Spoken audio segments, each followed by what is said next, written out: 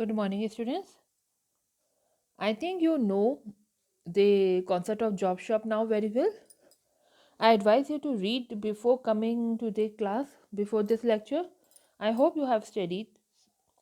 Now, we will learn how to schedule the jobs. First situation is n job one machine. आपके पास jobs तो बहुत ज़्यादा हैं, but उसको परफॉर्म करने के लिए जो मशीन्स हैं वो आपके पास कम है. That is only one machine.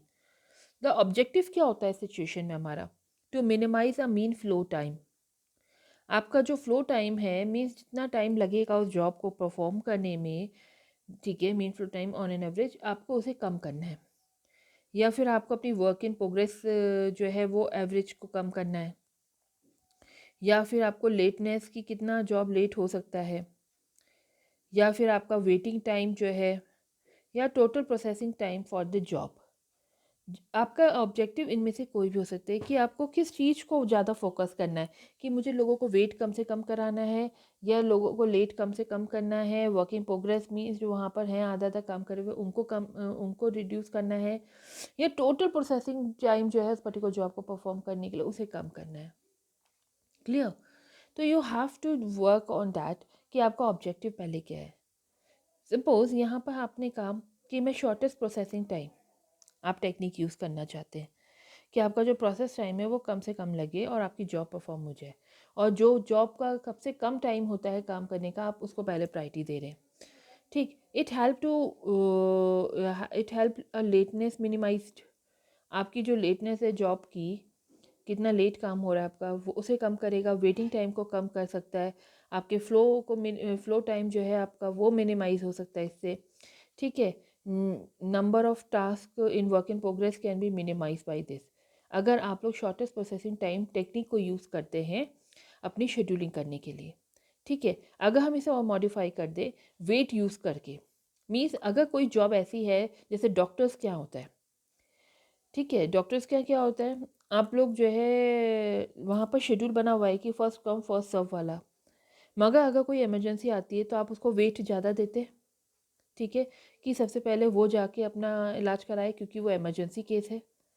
उसी तरीके से आप क्या करते हैं जॉब में वेट असाइन करते हैं एज पर देयर इम्पोर्टेंस कि कौन सी जॉब सबसे ज़्यादा इम्पॉर्टेंट है उस समय. एंड बेस्ड ऑन दैट जब आप अपना शेड्यूल डिसाइड करते हैं तो आप कहते हैं weighted mean flow time. Okay. We can calculate this with the help of this formula. See, आपका वेट कितना है, उसको काम को करने का फ्लो टाइम कितना है, कितना टाइम लगेगा, divided by total weight. Fine. तो इससे आपको पता चल जाता है कि जिस जिस एक्टिविटी को ज़्यादा टाइम क्या कहते हैं वेट मिला हुआ है, जिसको ज़्यादा ज़रूरी है, प्रायोरिटी है, आप पहले उस जॉब को परफॉर्म करते हैं. उसके बाद फ्रिक्वेंटली उसी सीक्वेंस में आगे की जॉब्स परफॉर्म होती हैं. ठीक है. You can also process with due date also. आपका दूसरा मेथड हो सकता है अर्ली ड्यू डेट ऑल्सो, कि जिस जॉब का ड्यू डेट जो है पहले आ रहा है, ठीक है, आप उस जॉब को पहले परफॉर्म कर रहे हैं, जिसका बाद में आएगा उस जॉब को बाद में कर रहे हैं. उस तरीके से आप सीक्वेंस कर सकते हैं जॉब को. तो ये तो बहुत सिंपल केस है आपका कि कैसे आप जॉब को शेड्यूल कर रहे हैं. Now second condition is n job to machine. Means अगर आपके पास जो है कि एन नंबर ऑफ जॉब्स हैं, जॉब्स तो बहुत ज़्यादा हैं, ठीक है, बट आपके पास जो मशीन है वो क्या है, दो मशीन है. मीन्स पहले आपका मशीन वन में काम होता है, उसके बाद मशीन टू में काम हो रहा है. ठीक. तो इन दैट केस आप क्या करते हैं, जॉनसन एल्गोरिथम यूज़ कर सकते हैं. ठीक है. जॉनसन एल्गोरिथम यूज़ करके आप अपनी शेड्यूलिंग कर सकते हैं.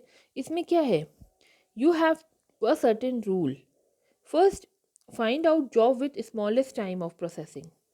आपको पहले ये देखना है कि कौन सी जॉब है जिसमें मिनिमम टाइम लग रहा है काम करने में. मीन्स इफ़ मशीन M1, ठीक है, मशीन M1 मीन्स पहली मशीन जिसमें काम होना है, मिनिमम टाइम एज अगर है, तो आपको क्या करना है, जॉब कैसे असाइन करनी, एज अर्ली एज पॉसिबल, जितना जल्दी हो सके उस जॉब को परफॉर्म करना है. तो शेड्यूलिंग में सबसे पहले आप उस जॉब को रखते हैं. उसके बाद आपने चेक किया, अगर आपको मिनिमम टाइम मशीन 2 में दिखा कि मशीन 2 में ये सबसे कम टाइम लेगी, तो आपका ऑब्जेक्टिव क्या होगा? As late as possible. इस जॉब को सबसे आखिरी में आपको रखना है कि जितना लेट हो सके उतना लेट इस जॉब को परफॉर्म करेंगे। क्लियर? अब देखिए, न्यूमेरिकली आप इसे ज़्यादा अच्छे से समझ पाओगे बेटा। देखिए, this is the situation. 6 jobs are to be processed on 2 machines. 6 jobs हैं और 2 मशीन आपके पास। Processing time for each job on each machine is given below. कितना कितना टाइम आपको हर जॉब में उसको परफॉर्म करने में लगेगा वो आपको दे रखा है। Find the sequence of the job that minimize the total elapsed time to complete the job. ठीक है, अब आपको यहाँ पर क्या करना है? सीक्वेंस डिसाइड करनी है जॉब की, जिससे आपका मिनिमम जो है जो टोटल elapsed टाइम है वो कंप्लीट करने के लिए, जॉब के लिए जो elapsed टाइम आप कैलकुलेट करें वो कम से कम हो। ठीक है, and you have to calculate the minimum elapsed time. Job are to be processed first on machine 1. ठीक, अब आपको अपना elapsed time जो है कम से कम करना है। तो अब आप क्या करेंगे? यहाँ पर हमारा मेन मोटो क्या रहेगा कि कैसे मैं इस जॉब को सीक्वेंस करूँ, क्योंकि मशीन 1 में पहले काम होना है। जब मशीन 1 में काम हो जाएगा देन मशीन 2 में काम होगा। ठीक है, उससे पहले मशीन जो है 2 में काम नहीं हो सकता। अब आपको देखना है कि पहले कौन सी जॉब, क्योंकि यू हैव अ 6 जॉब, तो कौन सी जॉब मैं पहले परफॉर्म करूं? You have to decide that particular aspect. अब इसमें हम क्या करेंगे? सबसे पहले आप ये देखिए, जॉब्स जो लगी हुई हैं इनमें हमारा रूल क्या कह रहा था कि you have to calculate a minimum time first. ठीक है, अब आप देखिए कि इन जॉब्स में मिनिमम टाइम किस में लग रहा है पहले। फाइन, अब मिनिमम टाइम आप देखेंगे, यहाँ देखिए जॉब, ये जॉब्स हैं ABCD। मशीन 1 सबसे कम टाइम आपको कहाँ दिख रहा है? मशीन 2 में और जॉब D में। ठीक है, अब देखिए हम यहाँ असाइन कर रहे हैं जॉब्स को। मशीन 2 मिनिमम टाइम 2 है, जॉब D है, मशीन 2 में है। तो if machine 2 minimum time as late as possible, तो सबसे लेट आप इस जॉब को करेंगे तो D आपकी कहाँ आ गई? शेड्यूल में सबसे आखिरी में आ गई। 6 जॉब्स थी हमारी, D आपने सबसे आखिरी में उस जॉब को दे दिया। नेक्स्ट अब आप देखेंगे सबसे मिनिमम टाइम किस में आ रहा है? 3। एक C में आ रहा है और एक B में आ रहा है। ठीक है, C में हम पहले देख लें अगर मशीन 1 को, तो मशीन 1 में क्या एज अर्ली एज पॉसिबल, तो हमने C असाइन यहाँ कर दिया। ठीक है, मशीन 2 में 3 आ रहा है, B job as late as possible, तो आपने सबसे लेट जो है B को यहाँ पर लिखा। आप देख रहे हैं कैसे हम सीक्वेंसिंग कर रहे हैं, ऐसी सो ऑन। फिर आपने देखा 3 के बाद मिनिमम टाइम किस में आ रहा है? 4 में। Machine 1 as early as possible rule, आपने सबसे अर्ली कौन सा था इसका? यहाँ पर मशीन खाली थी शेड्यूल A, C के बाद तो A आ गया। फिर रिमेनिंग जो है आपकी E and F आ गई। क्लियर? इस तरीके से आप पहले शेड्यूल डिसाइड करते हैं कि कौन सी जॉब परफॉर्म होगी। तो इट मीन सबसे पहले आप जॉब C परफॉर्म करेंगे, then A, then E, then F, then B and then D। I hope you understand this. Now, now see how to calculate the elapsed time. अब आप ये देखेंगे machine 1 and machine 2. These are the job sequence C, A, E, F, B, D. Fine. अब आप इसमें देखिए machine 1 में time in क्या है, किस समय जॉब आपकी एंट्री ले रही है, कितना प्रोसेसिंग टाइम लेगी और कितनी देर में वो जॉब वहाँ पर उस मशीन को छोड़ेगी मशीन 1 में। अब जब मशीन 1 में फिनिश होगी तब जाके वो मशीन 2 में आएगी। Time in for machine 2, processing time and time out, और आइडल टाइम कितनी देर के लिए मशीन खाली होगी ये आप देख रहे हैं। फाइन, अब देखिए सी जॉब जो है 0 टाइम पे जो है मशीन के अंदर आ गई, सबसे पहली जॉब तो यही है। ठीक है, अब जब ये आपकी मशीन के अंदर आई, सी जॉब को परफॉर्म करने के लिए मशीन 1 में कितना टाइम लग रहा था? सी 3 टाइम प्रोसेसिंग लगा, टाइम आउट 3 मिनट पे काम करके मशीन से बाहर आ गया प्रोडक्ट।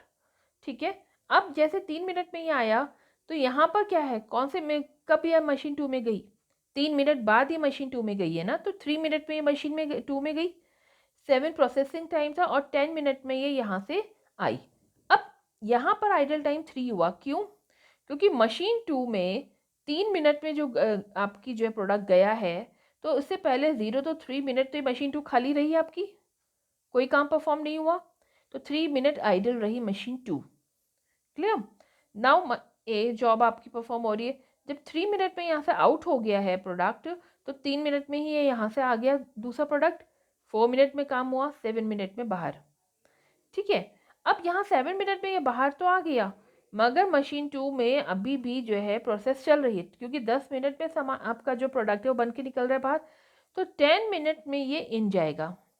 मशीन तो खाली नहीं हुई ना, आइडल टाइम तो नहीं है, मशीन इज़ नॉट बिजी, मतलब मशीन इज़ नॉट आइडल। तो जैसे 10 मिनट हुए, 7 मिनट में ही फ्री हो चुका था यहाँ से प्रोडक्ट आपका, मशीन 10 में ये इन हुआ, प्रोसेसिंग टाइम 16 मिनट में ये मशीन से बाहर आया। ठीक है, अब आप यहाँ देखिए, यही प्रोसेस आपकी रिपीट हो रही है, मशीन ई में 7 मिनट में यहाँ काम खत्म हुआ, 7 मिनट में दूसरा प्रोडक्ट आया, 14 मिनट में यहाँ काम खत्म हुआ, 14 मिनट में दूसरा प्रोडक्ट आया, 19 मिनट में यहाँ काम खत्म हुआ, 19 मिनट में दूसरा प्रोडक्ट आया, 27 मिनट में यहाँ खत्म हुआ, 27 में दूसरा प्रोडक्ट आया 33 मिनट लग गए आपको मशीन 1 में काम करने में। अब यहाँ पर देखिए 16 मिनट में ख़त्म हुआ, 16 मिनट में दूसरा प्रोडक्ट आया, 24 में ख़त्म हुआ, 24 में एक दूसरा प्रोडक्ट आपके लिए रेडी था, 28 में दूसरा प्रोडक्ट आपके लिए रेडी था, 31 मिनट में जो है, अब आपका यहाँ 31 मिनट में काम ख़त्म हो चुका था। ठीक, मगर ये प्रोडक्ट जो है 33 मिनट में आउट हुआ, यहाँ से 33 मिनट में आउट हुआ, तो इट मीन्स आपने यहाँ कितने मिनट के लिए खाली रहे, 2 मिनट के लिए। ठीक है, 2 मिनट के लिए यहाँ आप खाली रहे, you are waiting for the job, क्योंकि 33 मिनट में यहाँ से काम खत्म हुआ, तो आपके लिए आइडल टाइम कितना हो गया, 2 मिनट। तो इट मीन्स आप ने जो आइडल टाइम रहा, और अगर ये प्रोसेस दोबारा शुरू हुई, तो इट मीन्स आपकी जो मशीन है 35 मिनट में यहाँ काम खत्म हुआ, और 33 मिनट में यहाँ फ्री हो चुकी थी, अब ये साइकिल दोबारा शुरू होगी, तो भी 2 मिनट का टाइम लगा, मशीन 1 जो है 2 मिनट के लिए आइडल रही। तो एक तरीके से आप देखेंगे, एक साइकिल में 3 मिनट के लिए यहाँ आइडल रही, और 2 मिनट के लिए यहाँ आइडल रहा। ठीक है, तो आपका minimum elapse time means minimum time कि आपका ये प्रोडक्ट बन के आ जाता, कितना टाइम लिया उसने, 35 minutes, means this product is complete, मतलब this cycle is completed at 35 minute. तो आपका जो इलैप्स टाइम है दैट इज़ 35। तो इस तरीके से आप कैलकुलेट करते हैं कि कैसे मैं जॉब को असाइन करूँ। अगर आपका जॉब का सीक्वेंस आप ये नहीं फॉलो करते, कोई और सीक्वेंस आप फॉलो करते, आप उसे कैलकुलेट करके देखेंगे, आपका यहाँ पर जो इलैप्स टाइम है वो मैक्सिमम होगा। ठीक है, आप बहुत ज़्यादा टाइम लेंगे, तो you have to decide the sequence कि ऐसा कौन सा सीक्वेंस मुझे यूज़ करना है जिससे मेरा जो टाइम है वो मिनिमम हो। Clear? I hope you understand this. Now, the situation when there are two job and AM machine. Okay, आपके पास 2 जॉब है, बट मशीन्स कितनी है, एम है, बहुत सारी मशीन्स हैं मगर जॉब सिर्फ 2 ही हैं। तो in that case you have to follow certain sequence. Draw the axes, यहाँ हम ग्राफिकल मेथड यूज़ करते हैं, क्योंकि हमें ट्रायल एंड एरर और ग्राफिकल मेथड यूज़ करके ही हम आइडेंटिफाई कर सकते हैं कि हमें इस मशीन टास्क को करने में कितना टाइम लग सकता है। ठीक है, आप कैसे इसे कैलकुलेट कर रहे हैं, देखिए, आपको पहले draw the axes. Draw the axes means आपने यहाँ एक्सेस बनाया, x axes and y x, sorry, your x axis and your y axis आपने बनाए। ठीक है, मार्क द प्रोसेसिंग टाइम, आपने प्रोसेसिंग टाइम मार्क करा कि कितना कितना टाइम आपकी जॉब को परफॉर्म होने में लग रहा है। आपने ब्लॉक कंस्ट्रक्ट करे, ब्लॉक मीन्स जहाँ पर आपको लगा कि आपका जो है 2 मशीन्स क्लैश हो सकती हैं। ठीक है, then draw a line and calculate the total elapse time. फिर आप इलैप्स टाइम्स यहाँ पर कैलकुलेट कर रहे हैं। ये मैं अब आपको डिटेल में नेक्स्ट क्लास में बताऊंगी, तब तक आप इसे देखिए कि किस तरीके से ये ड्रॉ हुआ है। In next class I will teach you how to make this. Okay, thank you for the day, students.